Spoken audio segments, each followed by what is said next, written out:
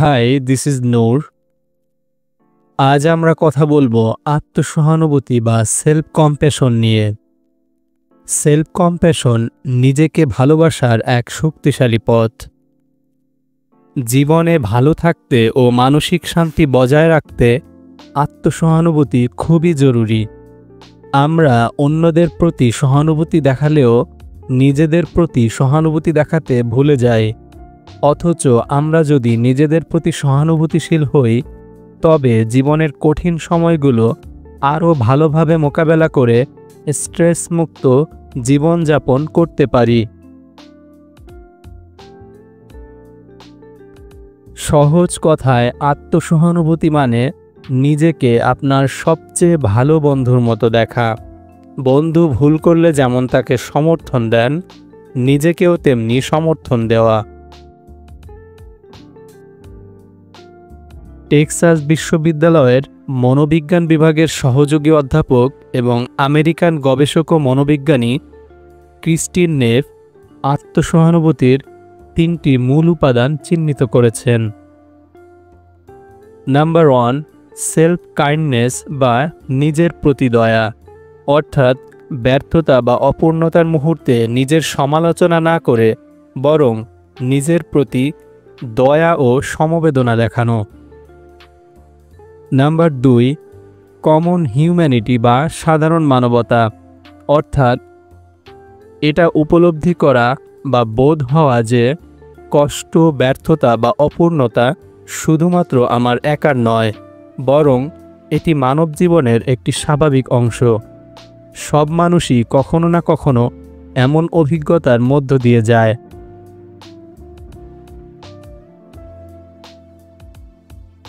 Number 3, mindfulness বা সচেতন মননশীলতা, অর্থাৎ নিজের কষ্টদায়ক অনুভূতিগুলো সম্পর্কে সচেতন থাকা, সেগুলোকে এড়িয়ে না গিয়ে বা বড় করে না দেখে বরং ভারসাম্যপূর্ণ দৃষ্টিতে পর্যবেক্ষণ করা।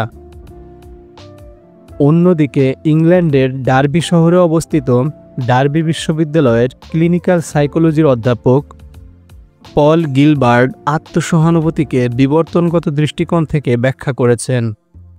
তিনি দেখিয়েছেন যে এটি আমাদের মস্তিষ্কের সুদিং সিস্টেম সক্রিয় করে, যা মানসিক চাপ কমায়। যখন আমরা নিজেদের সমালোচনা করি, তখন থ্রেট সিস্টেম সক্রিয় হয়, আর আত্মসহানুভূতি তখন আমাদের শান্ত হতে সাহায্য করে।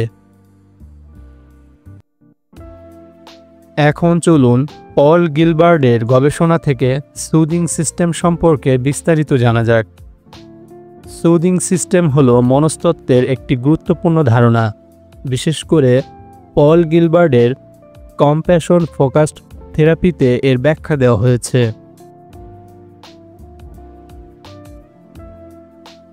সহজভাবে বললে, আমাদের মস্তিষ্কে আবেগ নিয়ন্ত্রণের 3টি প্রধান ব্যবস্থা বা সিস্টেম রয়েছে।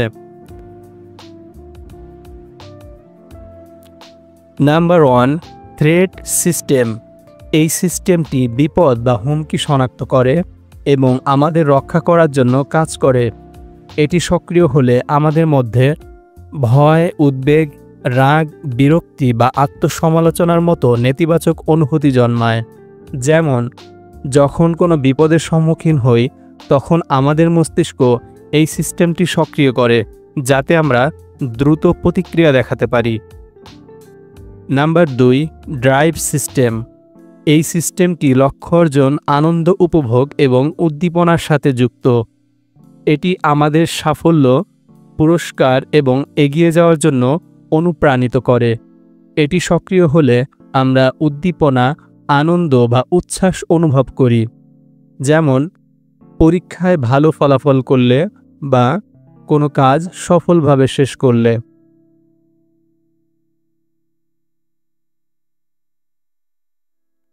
Number 3, soothing system. এটি হলো মূল বিষয়।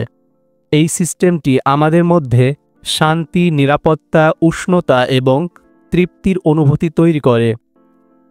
এটি আমাদের শান্ত হতে, বিশ্রাম নিতে এবং অন্যদের সাথে নিরাপদ সংযোগ অনুভব করতে সাহায্য করে। যখন এই সিস্টেমটি সক্রিয় হয়, তখন আমাদের শরীর ও মন আরামদায়ক এবং সুরক্ষিত অনুভব করে। এই সিস্টেমে এন্ডোরফিন এবং অক্সিটোসিনের মতো রাসায়নিক উপাদান কাজ করে, যা আমাদের শান্ত ও স্বস্তিদায়ক অনুভূতি দেয়।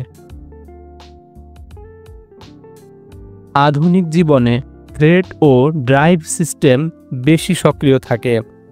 আত্মসহানুভূতি অনুশীলনের মাধ্যমে আমরা ইচ্ছাকৃতভাবে এই সুদিং সিস্টেমকে সক্রিয় করে মানসিক চাপ কমাতে পারি।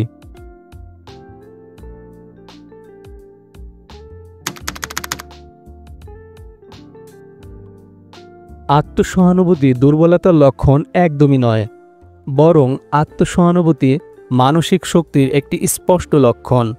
নিজেকে ভালোবাসা এবং নিজের ভুল ত্রুটিগুলোকে সহজভাবে গ্রহণ করা মানে এই নয় যে আপনি আপনার সমস্যাগুলো এড়িয়ে যাচ্ছেন, বরং এটি আপনাকে কঠিন পরিস্থিতিতে আরও ভালোভাবে মোকাবেলা করতে এবং শেখার সুযোগ তৈরি করে।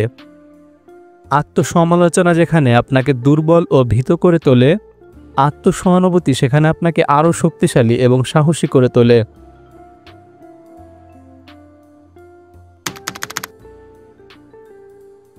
যদি আপনি নিজেকে কঠোরভাবে সমালোচনা করেন, ব্যর্থতার জন্য নিজেকে দোষারোপ করেন, অন্যের সফলতায় ঈর্ষান্বিত হন বা নিজের প্রতি অতিরিক্ত চাপ সৃষ্টি করেন, তাহলে আপনার আত্মসহানুভূতি অনুশীলনের প্রয়োজন। মানসিক চাপ, উদ্বেগ, বিষণ্ণতা বা আত্মবিশ্বাসের অভাবের মতো অনুভূতিগুলো নির্দেশ করে আপনার আরও বেশি আত্মসহানুভূতির প্রয়োজন।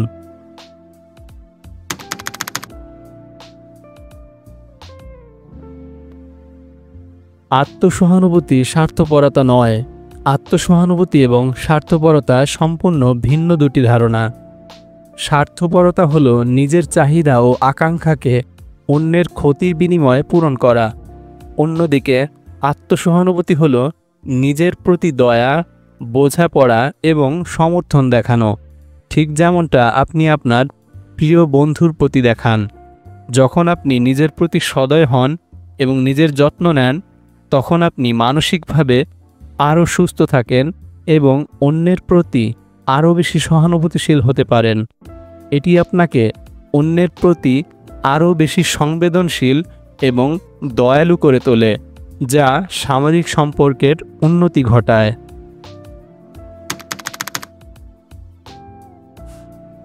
অনেকে আত্মসহানুভূতিকে আত্মসম্মানের সাথে গুলিয়ে ফেলেন, কিন্তু আত্মসম্মান ও আত্মসহানুভূতি সম্পূর্ণরূপে দুটি ভিন্ন ধারণা। আত্মসম্মান আমাদের অর্জন, তুলনা বা অন্যদের স্বীকৃতির উপর ভিত্তি করে গড়ে ওঠে।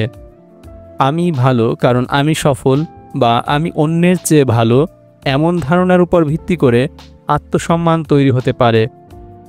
এর সমস্যা হলো, যখন আমরা ব্যর্থ হই বা অন্যের চেয়ে খারাপ করি, তখন আমাদের আত্মসম্মান কমে যেতে পারে। এটি এক ধরনের অস্থিরতার জন্ম দিতে পারে।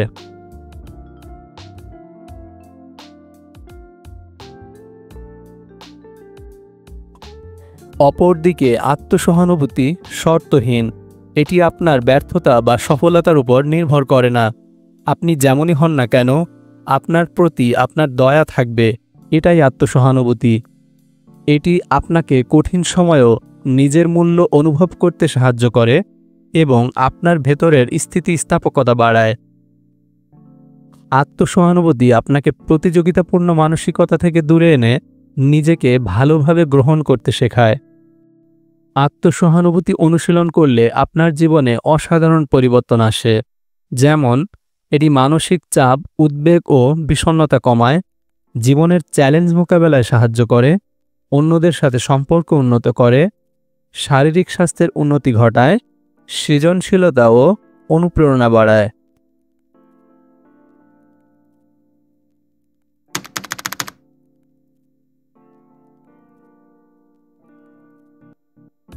সহজে কিছু উপায়ে আত্মসহানুভূতি অনুশীলন করতে পারেন। যেমন, নিজের প্রতি দয়াশীল ভাষা ব্যবহার করুন, মাইন্ডফুলনেস অনুশীলন করুন। মনে রাখবেন, কষ্ট মানব জীবনেরই অংশ।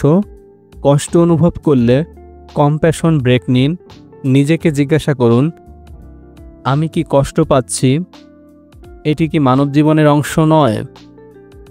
আমি কি নিজের প্রতি দয়ালু হতে পারি না? অতএব নিজের যত্ন নিন, পর্যাপ্ত ঘুম, স্বাস্থ্যকর খাবার এবং ব্যায়াম করুন। নিজের প্রয়োজনকে গুরুত্ব দিন। দৈনন্দিন জীবনে আত্মসহানুভূতি অনুশীলন আপনার সুস্থ ও সুখী জীবনের চাবিকাঠি। আজই এই মূল্যবান অনুশীলনটি শুরু করুন এবং নিজের প্রতি ভালোবাসার শক্তি অনুভব করুন।